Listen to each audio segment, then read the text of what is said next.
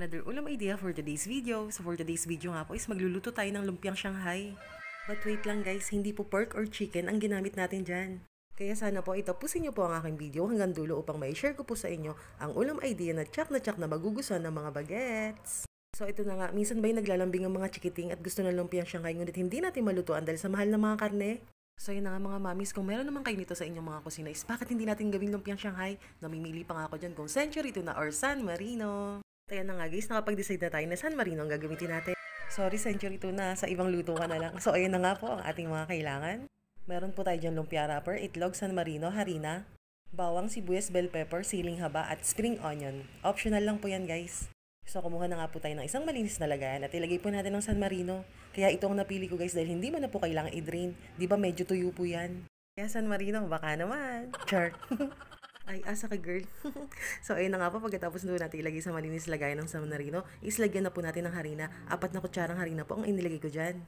Then i-add na rin po natin ang mga ingredients na ginayat natin kanina like bawang, sibuyas, bell pepper, siling haba, at spring onion. Kung napapansin nyo guys, is naglagay nga tayo ng siling haba. Yes, naglalagay po ako kada gumagawa po ako ng lumpiang Shanghai.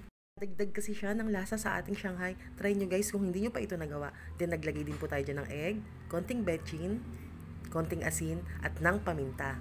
Paalala lang po guys, kada magtitimpla po tayo ng ating mga niluluto is hinay-hinay lang po kasi mahirap na po habulin pag umalat. And then ayan na nga po, nahalo na po nating mabuti at ganyan na po ang magiging itsura niya. Butan ko pa maglagay ng asukal kaya nilagyan ko po ng konting asukal. At tara, ito, start na tayo magbalot. Ito yung nakakaasar pag nagluluto ka ng lumpiang Shanghai eh. Yung pagbabalot talagang susubukan kung gaano kahaba ang pasensya mo rito. Joke, napunta tayo doon. So ayan na nga po, ibalot lang po natin lahat hanggang sa maubos. Pero seryoso guys, share ko lang po, tamad ako magbalot ng lumpiang Shanghai. Ang sakit sa likod. Pag-aalis pa nga lang nito, pag yung sa palengke ka nakabili, di ba inaalis pa natin ito isa-isa? Naku po, nagkakandasira. So ayun na nga po ang ating mga nagawa. Yung nasa plato is iluluto ko na po and then yung nasa Tupperware is ilalagay ko lang po muna sa rep at pwede po nating magamit sa mga susunod na ulam. At ito na, may isasuggest ako sa inyo na dipping sauce. Ito tinuro lang to ng kapatid ko, ang paggawa ng garlic mayo.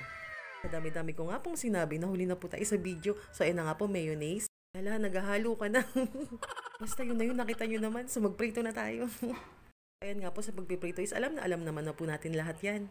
Painitin po natin yung kawali, maglagay po ng mantika. Then pag mainit na po yung mantika, is pwede na po natin ilagay yung lumpiang Shanghai. Ayan, basic na basic lang, di ba? So ayun na nga po ang ating finished product. Ay guys, promise, walang nasunog dyan. Seriously, ang hirap talaga gumawa ng video, no, ng mga content na pagluluto. Minsan talaga kabibidyo mas masusunugan ka ng niluluto mo. Kaya idol na idol ko yung mga big content creator eh. Ang tsatsaga nila guys, ang gagaling nila. Thank you for watching. Kung inyo pong nagustuhan ng aking video ay pwede po natin itong i-share. Follow for more videos. Bye! Ingat ang lahat!